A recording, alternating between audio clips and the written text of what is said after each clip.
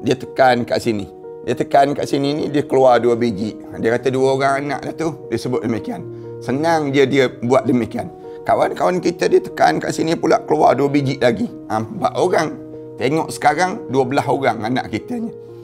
Ni di Islam. Islam diajar bahawa kamu jangan percaya dengan tilik. Jangan pergi dengan tilik. Kalau kita buat di atas dunia ni selain daripada Allah, kita akan penat dia. Sia-sia je sampai di akhirat. Allah Subhanahu Wa Taala kata, kamu minta dengan apa yang kamu telah niat waktu dahulu. Kamu buat ni kerana orang tu kan, orang ni kan. Kamu minta pahala tu dengan orang tu. Kamu minta pahala dengan orang ni di akhirat nanti.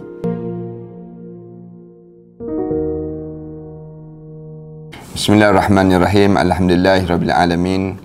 Wassalatu wassalamu ala asyrafil anbiya'i wal mursalin wa ala alihi wa sahbihi ajma'in. Subhanaka la ilma lana illa ma 'allamtana innaka antal alimul hakim. Rabbi shrah li sadri wa yassir li amri wahlul 'uqdatam min lisani yafqahu qawli. Rabbi yassir wa la tu'assir wa tammim bil khair, amma ba'd. Qala Allah Ta'ala fi kitabil aziz ba'da a'udzu billahi minasyaitonir rajim. Bismillahirrahmanirrahim. Inna 'aradna al-amanata 'ala as-samawati wal ardi wal jibal فأبين أن يحملنها وأشفقن منها وحملها الإنسان إنه كان ظلوما جهولا. Sesungguhnya kami telah bentangkan tanggungjawab ini ke atas langit dan juga bumi. Kami bentangkan juga tanggungjawab ini ke atas bukit bukau, gunung ganang. Semuanya tak sanggup untuk memikulkannya. Wa hamalahal insan, lalu dipikulkan tanggungjawab ini kepada manusia. Innahu kana zaluman jahula. Tapi sayangnya manusia ni ada 2 sifat.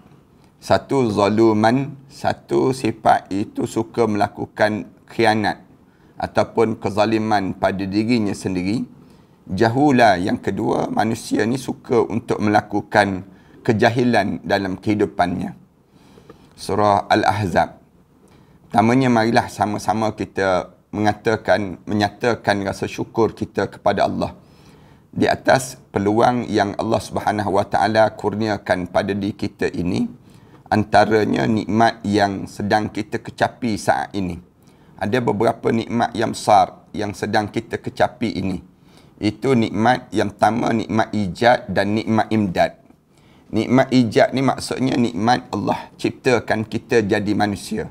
Ini satu nikmat di mana kita kena rasa syukur sangat. Alhamdulillah kita jadi manusia. Dipanggil ijad dalam istilah yang digunakan dalam kehidupan kita ini. Ijad maksudnya Allah pilih kita jadi manusia. Allah tak pilih kita jadi Doraemon, senang ceritanya. Allah tak pilih kita jadi katak puru. Allah tak pilih kita jadi batu batan. Tapi Allah pilih kita jadi manusia. Jadi manusia ni satu nikmat. Alhamdulillah, mulut kita kena sebut. Syukurnya aku jadi manusia. Bersama dengan jadi manusia ni, Allah jadikan pada diri kita nikmat. Bersama dengan nikmat ijad, Allah sediakan nikmat imdad. Imdad maksudnya Allah lengkapkan perjalanan hidup kita. Allah tulis perjalanan hidup kita ni sejak daripada kita dalam kandungan ibu. Bila kita dalam kandungan ibu ni, Allah dah tulis dah pada diri kita tentang 4 perkara. Yang pertama, bikatbi rizqi. Yang pertama, tulis tentang rezeki kita. Rezeki kita ni datang daripada mana? Para hadis sendiri pun boleh jadi tak terfikir. Suatu hari nanti aku akan kerja di PPUM ini. Tiba-tiba Allah tulis dah. Sejak daripada azali lagi, Allah dah tulis pada diri kitanya. Rezeki kita datang daripada sini. Tempat yang kita bekerja dan sebagainya. Ini dipanggil nikmat imdad dalam hidup kitanya. Nikmat di mana Allah cukupkan perjalanan hidup kita, ditulis tentang rezeki kita. Yang kedua, ditulis wa ajalih, ajal kita. Ajal kita di mana, ketika mana dan bagaimana. Cara kita menghadap depan Allah. Semuanya ditulis di sisi Allah. Yang ketiga, ditulis wa amalih, amalan kita. Amalan kita ni hidup ni beramal dengan amalan apa dia? Dalam kehidupan kita ini sendiri. Kahwin dengan siapa? Kerja di mana, tinggal di mana, Allah dah tulis dah. Satu Islam larang daripada kita tilik nasib dipanggil. Tilik nasib ni dilarang dalam Islam. orang kita kecil-kecil kita dahulu, biasanya orang kita ni dia akan pegang telapak tangan kawan-kawan kan. Biasa demikian. Dia tekan kat sini. Dia tekan kat sini ni, dia keluar 2 biji. Dia kata 2 orang anak dah tu. Dia sebut demikian. Senang dia buat demikian. Kawan-kawan kita dia tekan kat sini pula keluar 2 biji lagi. 4 orang. Tengok sekarang 12 orang anak kita ni. Ni di Islam. Islam dia ajar bahawa kamu jangan percaya dengan tilik. Jangan pergi dengan tilik. Rasulullah sallallahu alaihi wasallam pesan demikian. Nak sebutnya apa dia? Kerana benda ni dah ditulis di sisi Allah Subhanahu wa taala. Wa amali. Dan yang keempat ditulis, dia panggil nikmat imdad dalam hidup kita ni, ditulis yang disebut dengan kita ni ahli syurga ke ahli neraka. Ini tulisan yang telah ditulis di sisi Allah Subhanahu wa taala. Maknanya kita ni dalam hidup kita ni Allah dah tentu dah semua pada diri kita. Ni nikmat yang pertama yang kita sedang kecapi. Nikmat yang kedua, lepas pada nikmat ni semua orang dapat. Makhluk yang nama dengan manusia ni semua dapat. Tak kira orang Melayu, orang Cina, orang India, bangsa apa pun dia, semua dapat di kalangan kita nikmat ini. 2. Kemudian yang kedua, lepas pada kita dapat nikmat ini, Allah kecilkan sikit. Lepas pada nikmat ijad dan nikmat imdad, Allah jadikan nikmat yang kedua yang besar ialah nikmat iman dan Islam.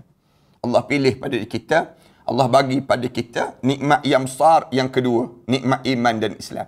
Semua ke orang Allah bagi nikmat iman dan Islam ni? Tak semua. Dalam hidup kita kena perhati. Cuba tengok kawan-kawan kita yang tidak Islam. Misal contohnya. Padahal kalau kira patutnya bagilah nikmat iman dan Islam pada dia juga. Tak. Allah tak bagi nikmat ini. Allah pilih orang tertentu. Yahdi man yasha' ila siratim mustaqim. Allah pilih orang tertentu ke jalan yang lurus. Di sisi Allah, siapa yang Allah nak pilih, Allah pilih. Yahdi man yasha' ila siratim mustaqim. Ke jalan yang lurus dalam hidup mereka tersebut. Maknanya, dalam hidup kita ni patutnya bagi nikmat iman dan Islam ni pada Donald Trump lah. Misal contoh. Joe Biden ke, misal contohnya. Kita bagilah nikmat iman dan Islam ni kepada pemimpin-pemimpin dunia. Tak. Allah tak bagi semua. Allah pilih orang ni. Aku bagi nikmat iman dan Islam. Orang yang macam kita ni, Allah sayang. Bila Allah sayang, Allah bagi nikmat ini. Nikmat dipanggil nikmat iman dan Islam. Satu nikmat yang perlu kita syukuri dalam kehidupan kita. Kita rasa Alhamdulillah Allah kurniakan nikmat iman dan Islam. Kemudian, lepas pada itu ulama-ulama bincang lagi. Lepas pada itu Allah kecilkan lagi. Lepas nikmat iman dan Islam, nikmat apa dia? Faqih dalam beragama. Dalam hadis Rasulullah sallallahu alaihi wasallam, Rasulullah sallallahu alaihi wasallam sebut, "Man yuridillahu bihi khairan yufaqihu fid din."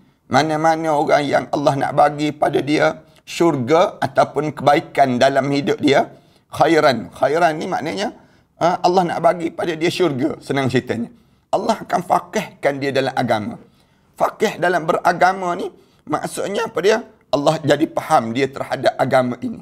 Maknanya siapa yang faqih agama ni? Ulama-ulama sebut orang yang hidup dia belajar, mengajar, mendengar. Sebagaimana dah hadis Rasulullah sallallahu alaihi wasallam sebut, "Kun aliman." Jadilah kamu jadi orang yang alim, boleh mengajar orang, au muta'alliman ataupun belajar dengan orang, au sami'an ataupun jenis mendengar saja. Wala takur rabi'an.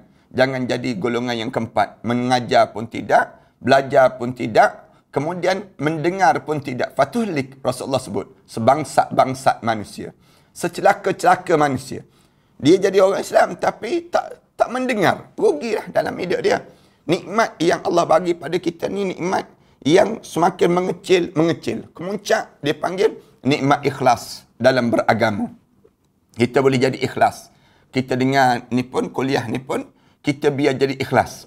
Saya yang menyebut ni pun, biar menjadi ikhlas.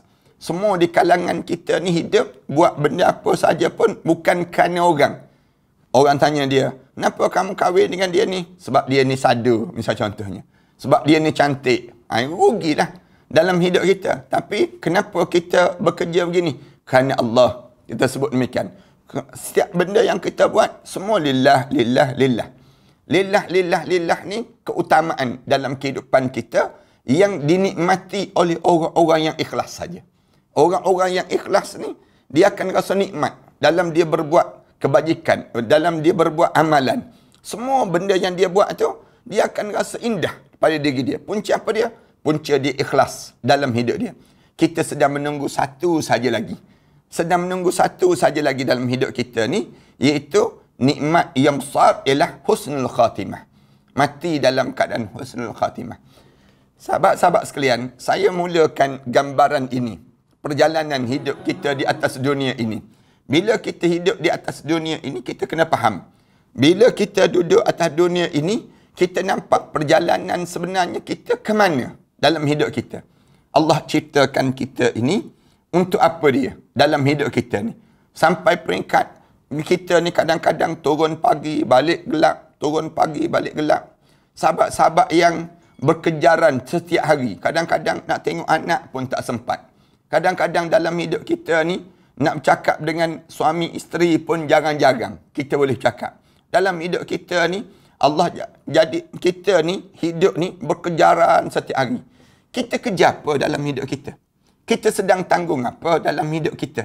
Sampai peringkat kita ni lelah dalam hidup. Letih. Sepanjang kita hidup di atas dunia ni, jadi letih pada diri kita. Ramai mana dah di kalangan sahabat-sahabat sedang membilang uban sekarang ini. Ramai mana dah di kalangan kita ni, kita duduk tengok tu badan kita. Tak lama dah nak pencen rupa-rupanya. Kita ni, kenapa kita jadi demikian? Sebenarnya kita sedang buat apa dia atas dunia ni? Lalu Allah datangkan Nabi Muhammad sallallahu alaihi wasallam. Datang Nabi Muhammad sallallahu alaihi wasallam diajar pada diri kita. Hidup ini bukan untuk dunia. Jangan kita nampak begitu. Hidup kita ni, kita kena nampak jalan yang jauh lagi. Yang perlu kita lalui. Yang perlu kita pergi dalam hidup kita.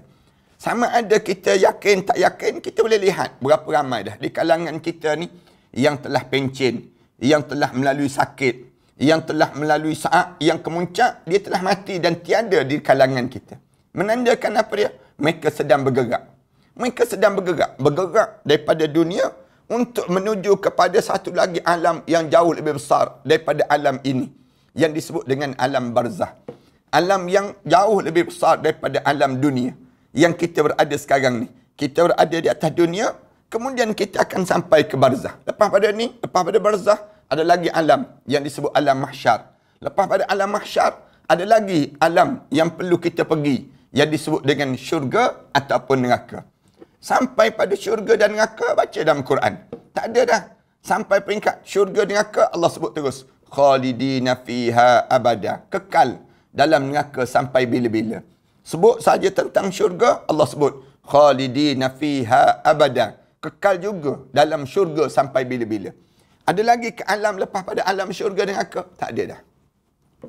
Sahabat-sahabat sekalian, kalau kita orang yang cerdik, kita mesti fikir dalam hidup kita ni, macam mana aku nak jadikan dalam hidup aku syurga di akhirat. Bukan syurga di sini saja, di dunia saja.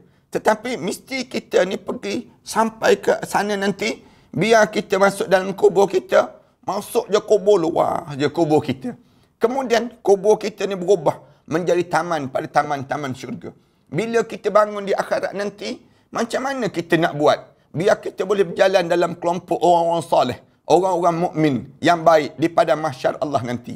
Mesti kita fikir, macam mana kita nak suruh sampai di padang mahsyar nanti, nama kita dipanggil oleh Rasulullah untuk minum di telaga Kausar Rasulullah. Macam mana kita nak boleh melalui titian sirah Allah sampai ke dalam syurga Allah Subhanahu Wa Taala? Biar kita fikir dalam hidup kita ni, macam mana kita boleh duduk bersimpuh di sisi Nabi Muhammad sallallahu alaihi wasallam dalam syurga Firdaus Allah. Di dunia ni lagi dipanggil demikian. Yang inilah yang menyebabkan orang yang digambarkan oleh Rasulullah sallallahu alaihi wasallam. Orang ni kalau sekiranya ada dalam hidup dia begitu, cerdik. Orang ni dianggap orang cerdik. Rasulullah sallallahu alaihi wasallam sebut dalam hadis Rasulullah kata al-kayyis, orang yang cerdik di kalangan kamu tu bukan orang cerdik di kalangan kamu tu bukan orang yang dinamakan dengan banyak harta, bukan orang yang PhD dia banyak, bukan orang yang pakar dalam bidang tu, pakar dalam bidang ni. Ni bukan orang yang cerdik lagi. Orang yang cerdik di kalangan kamu ni bukan orang kereta mewah, orang berhandbag mahal, berpakaian, bergaya dan sebagainya. Ini bukan orang cerdik. Orang cerdik di kalangan kamu ni siapa? Man dana nafsah. Orang yang hidup dia sentiasa membekalkan diri dia. Membekalkan diri dia. Wa amila lima ba'dal maut. Untuk kehidupan dia lepas pada dia mati nanti. Rasulullah guna kalimah demikian. Dia buat amalan-amalan dalam hidup dia untuk menyelamatkan diri dia waktu mana dia dalam kubur nanti. Ni orang cerdik. Orang yang bodoh di kalangan kamu, siapa dia?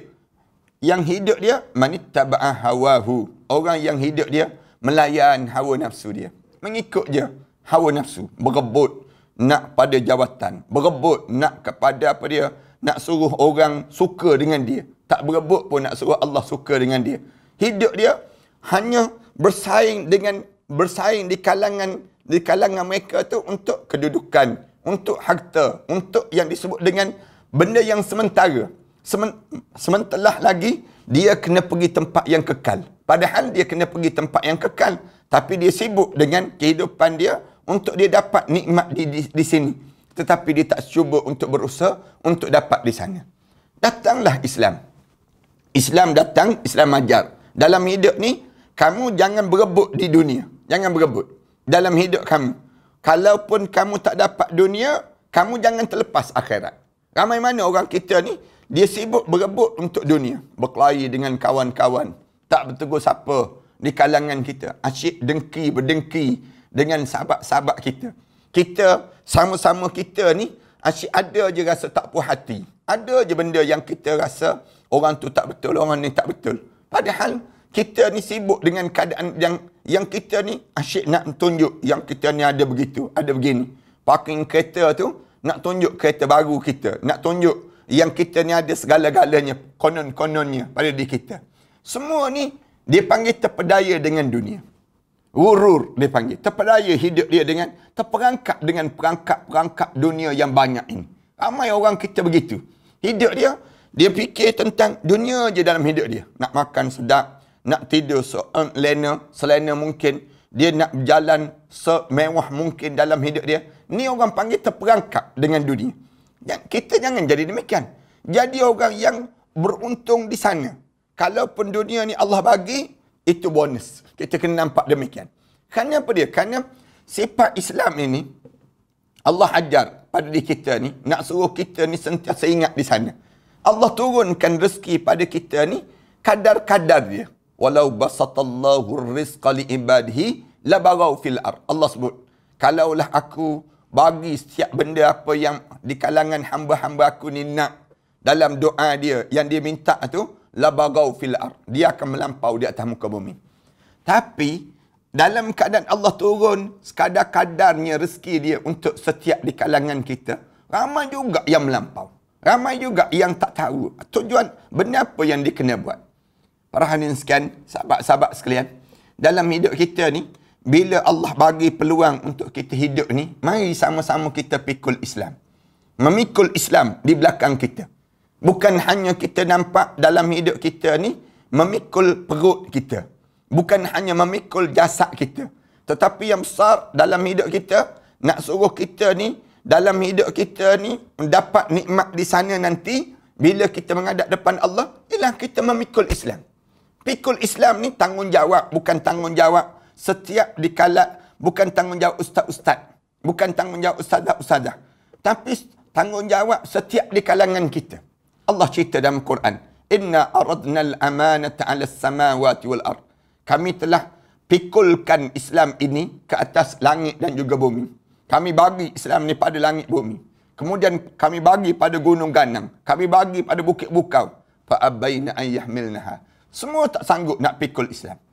Tapi yang sanggup pikul Islam ni, kami pikulkan pada manusia. Wa hamalahal insan.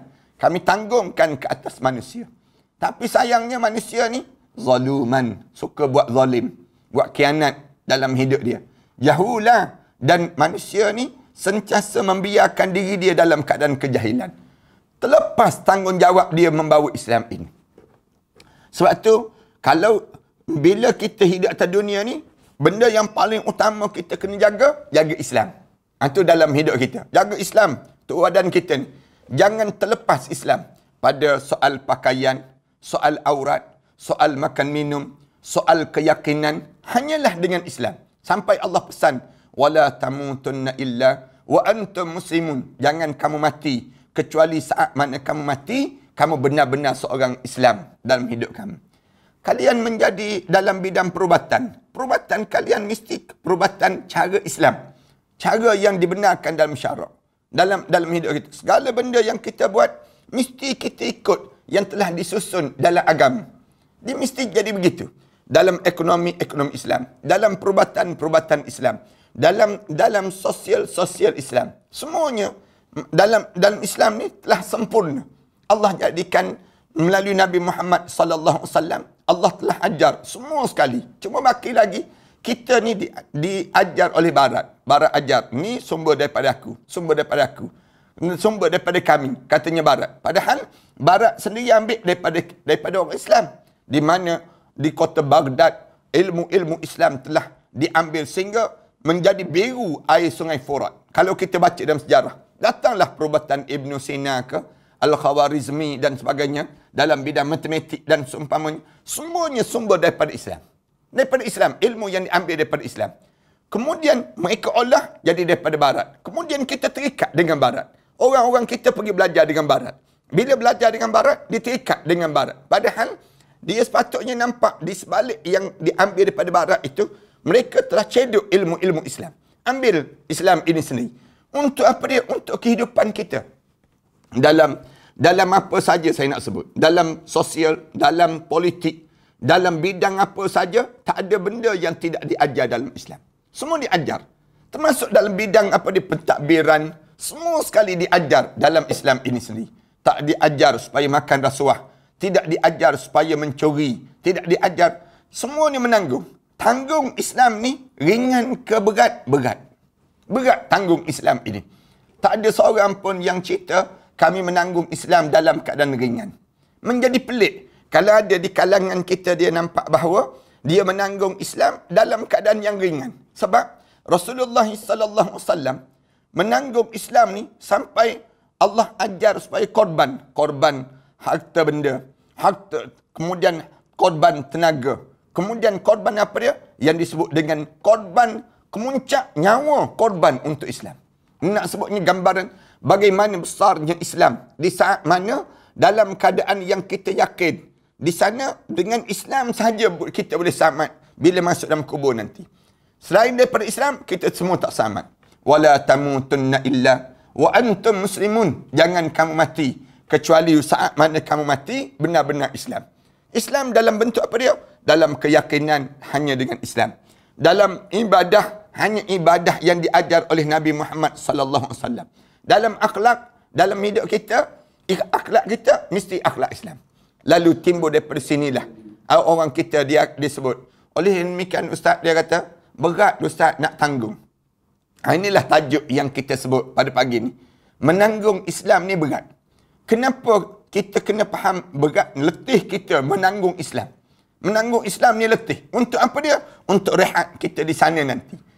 Kalau kita ni ringan, tak ada apa-apa, tak berat pada diri kita ni, tentulah kita akan letih di akhirat nanti. Lalu Islam diajar, setiap benda yang kamu buat, biar jadi ibadah pada Allah. Sebab tu Allah Subhanahu Wa Taala sebut, wa ma khalaqtul jinna wal ins illa liya'budun. Aku tidak ciptakan manusia dan juga jin. Wa ma khalaqtul jinna wal ins. Aku tidak ciptakan jin dan juga manusia kecuali untuk menjadi hamba pada aku. Lalu daripada sinilah kita namakan dengan ibadah kepada Allah. Para hadirin sekarang buat kerja biar jadi ibadah pada Allah. Lalu alim ulama bincang lagi, macam mana kita nak tahu dia ni ibadah pada Allah?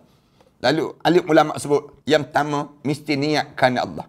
Semua benda yang kita buat di atas dunia ni niat kerana Allah. Buat benda-benda apa pun lillah. Tak boleh buat kerana selain daripada Allah. Kalau kita buat di atas dunia ni selain daripada Allah, kita akan penat dia. Sia-sia je sampai di akhirat. Allah Subhanahu Wa Taala kata, kamu minta dengan apa yang kamu telah niat waktu dahulu. Kamu buat ni kerana orang tu kan, orang ni kan. Kamu minta pahala tu dengan orang tu. Kamu minta pahala dengan orang ni di akhirat nanti. Tentu kita tak dapat. Dia panggil demikian. Tu dalam hidup kita ni niat kerana Allah. Jangan buat kerana orang. Kalau kita buat kerana orang, kita akan jadi penat je pada dalam hidup kita. Mana kan ibu-ibu yang dia, bila dia masak, orang tanya dia, kenapa masak ni? Kerana suami nak makan, dia sebut demikian. Suami nak makan, anak-anak nak makan. Dia pun telefon suami dia. Abang, lambat lagi ke nak balik? Suami dia kata, kejap-kejap lagi. Last minute, suami dia telefon. Minta maaf lah, abang tak boleh balik. Abang ada mesyuarat, misal contohnya. Dia buat ni dalam keadaan sebegitu, segera. Dia pun mula hempas telefon. Menyampah aku orang tua ni. Asyik mesyuarat. Dia buat kerana suami. Kalau dia buat kerana Allah, dia tak pernah putus asa dalam hidup. Ini contoh. Orang yang dia buat kerana orang, dia akan bersedih. Kita pakai cantik-cantik, tapi kita buat nak suruh orang puji kita. Tiba-tiba, kita pergi pejabat, orang tak ada seorang pun puji kita. Kita pun mula menyesal. Menyesal aku pakai cantik-cantik. Kalau tahu macam ni pun aku tak pakai cantik-cantik. Ini maknanya, kerana apa dia? Kerana kita buat kerana orang. Kita akan sentiasa berputus asa. Bila mengharapkan daripada orang.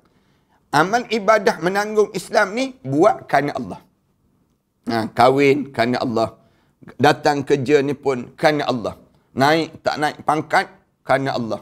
Aku tak peduli apa, ya Allah. Yang pentingnya, kamu suka dengan aku, ya Allah. Itu yang pertama. Yang kedua, setiap amal ibadah ni dimulakan dengan bismillah, diakhiri dengan alhamdulillah. Tu sifat mesti ada pada diri kita. Semua amal ibadah kita ni dimulakan dengan bismillah. Ini tanda kita sedang buat menanggung Islam, dia panggil. Buatlah apa saja. Para hadirin sekalian, terlibat berjumpa dengan kawan kita, nak buka fail, bismillahirrahmanirrahim. Kerana syaitan tak akan sama dengan orang yang hidup dengan baca bismillah. Ni kena faham pada diri kita. Kita keluar bilik air, kita sebut alhamdulillah, ghufranaka ya Rab. Ada orang boleh sebut, ada orang tak boleh sebut. Keluar bilik air, tepuk perut je. Lega dia. Dia lega je dia boleh sebut. Nak sebut alhamdulillah tak boleh. Ni tanda apa dia? Tanda dia dalam keadaan yang dia tak faham konsep ibadah. Hatta masuk bilik air. Masuk bilik air itu pun ibadah. Boleh bayang kita dalam hidup kita. Orang Islam ni, Allah nak suruh senang kamu di akhirat nanti. Banyak pahala yang aku sediakan dalam hidup kamu. Sehingga kan kita berjumpa dengan, kita buat kerja apa saja, semua bismillah. Kerana maksiat tak boleh baca bismillah. Tak ada orang buat maksiat dengan baca bismillah, tak ada. Marilah kita sama-sama mulakan mengumpat dengan bismillahirrahmanirrahim. Siap dia mengumpat, alhamdulillah kita selesai satu sesi. Termasuk sesi yang kedua pula. Tak ada. Kalau dia buat juga, 2 kali dosa besar yang dia buat. Bertindan dosa yang dilakukan. Tak boleh baca bismillah pada maksiat. Dia panggil demikian. Dalam hidup kita ni, benda yang kita kena buat, dalam diri kita ni, setiap benda yang kita lakukan, semua baca bismillah. Kalau tak boleh baca bismillah, jangan buat. Jangan buat. Kenapa? Kerana kalau kita baca juga bismillah, di tempat yang maksiat, yang kita lakukan itu, menandakan di waktu itu kita telah mengejek agama kita. Islam dia tak ajar demikian. Jangan kamu sebut, apa dia? Kamu sebut bismillah di saat mana kamu sedang melakukan maksiat pada Allah Subhanahu Wa Taala. Tak boleh. Dia panggil demikian.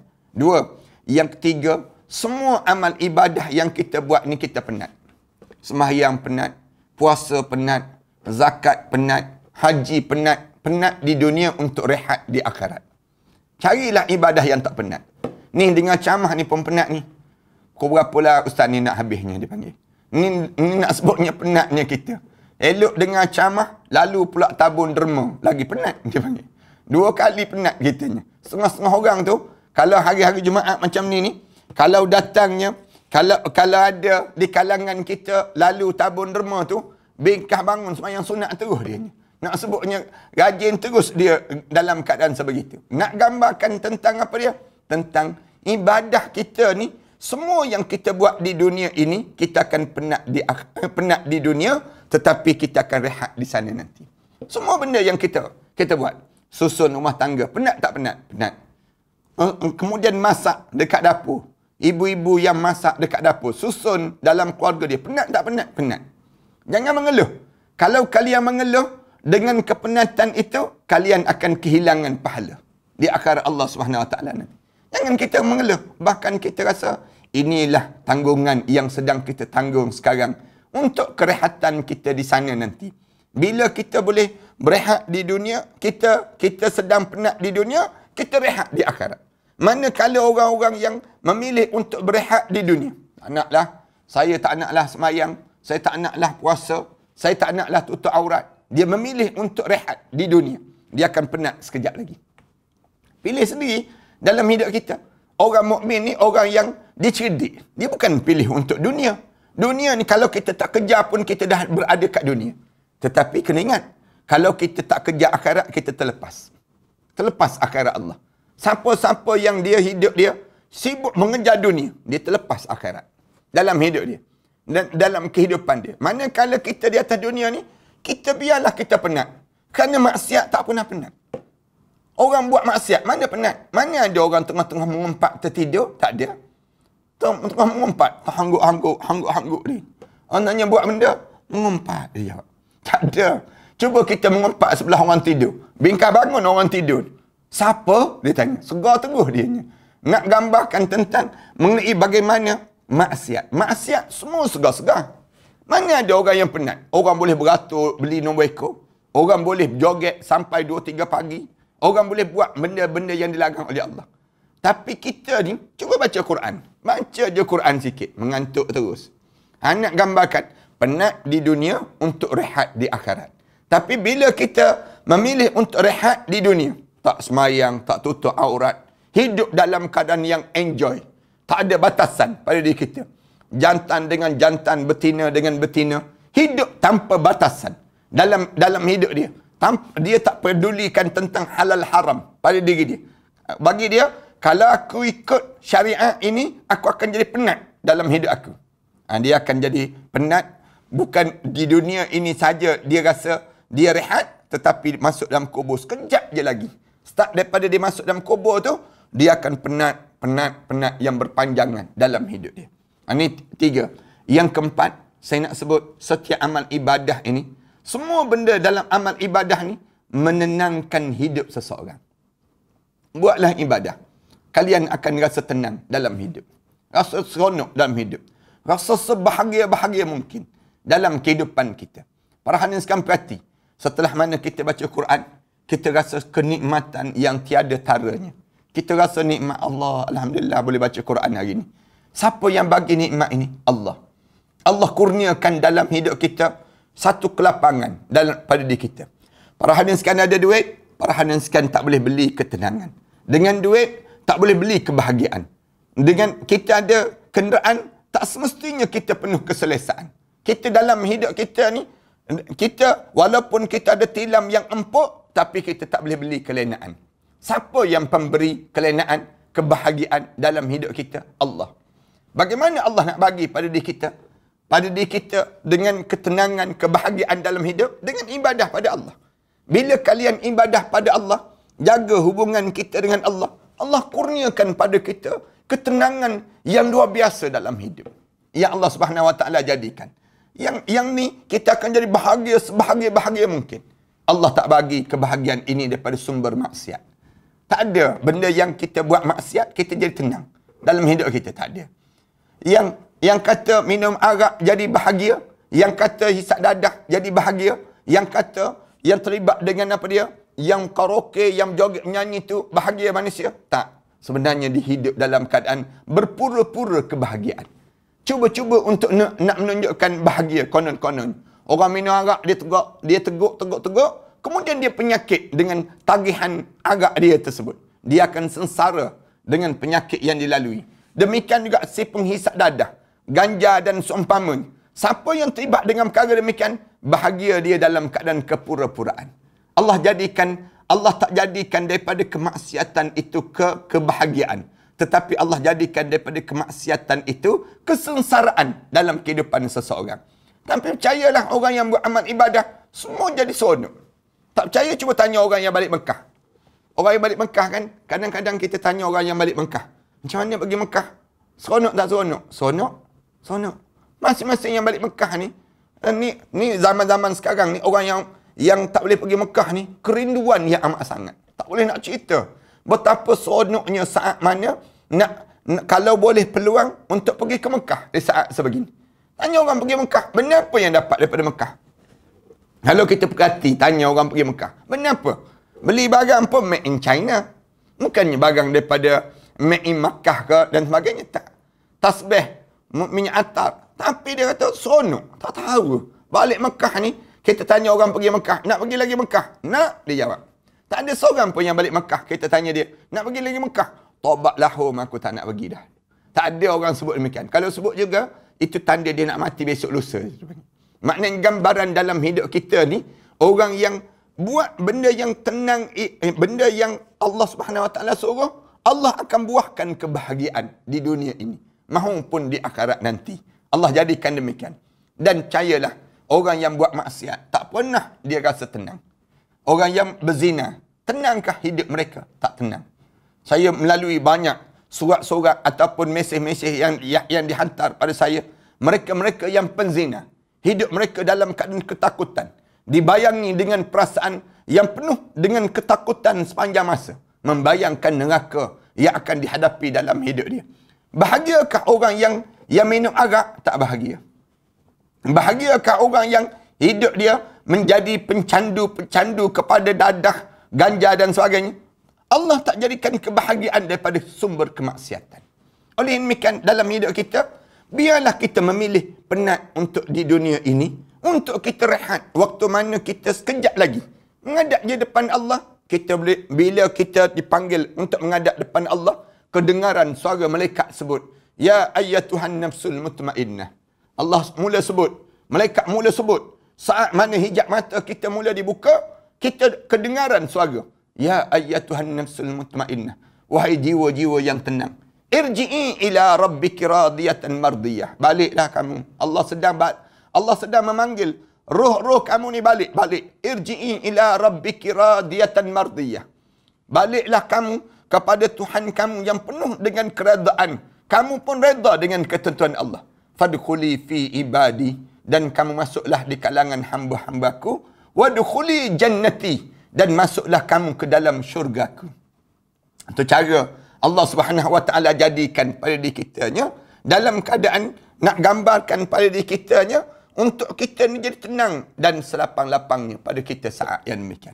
Oleh demikian, dalam hidup kita ni, saya nak simpulkan daripada perbincangan kita ini, para haniskan pastikan pada diri kita ni, kita memikul Islam. Jangan kita ni lepas Islam daripada tubuh badan kita. Jangan. Rasulullah sebut, tangkudul Islam urwatan bi urwatin. Islam ni tertanggal sedikit demi sedikit di akhir zaman nanti. Akhir zaman ni, Islam tertanggal sedikit demi sedikit. Awaluha binaqdil hukmi. Awal-awal, kamu tak peduli terhadap hukum lagi. Bertepuk tampar lelaki perempuan. Kamu sentuh lelaki perempuan tanpa rasa takut pada diri kamu. Orang yang kesolehan yang ada pada dia, orang yang ada agama ni, dia akan takut, dosa ni. Dia nak ambil barang orang pun dia rasa. Tapi ada orang yang dia ambil barang orang, dia tak rasa apa-apa.